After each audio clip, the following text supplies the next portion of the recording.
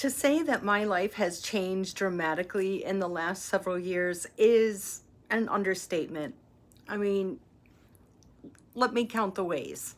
I often think back to how I was living my life in the time before and the pace I kept and my tendency to juggle a million things at once and move at a furious, inhuman pace. I recognized that there were aspects to my life where that made sense.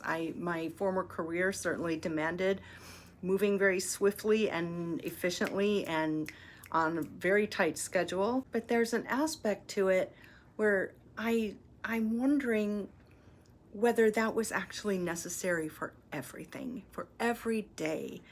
And I wonder how much of the way I was living my life outside of work and in just regular everyday moments wasn't out of necessity.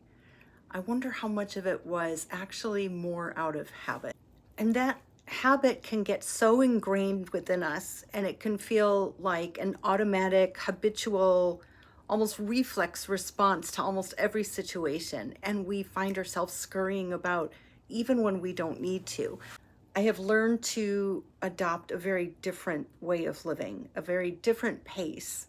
I move a lot slower, and some of that isn't by choice, but some of it is.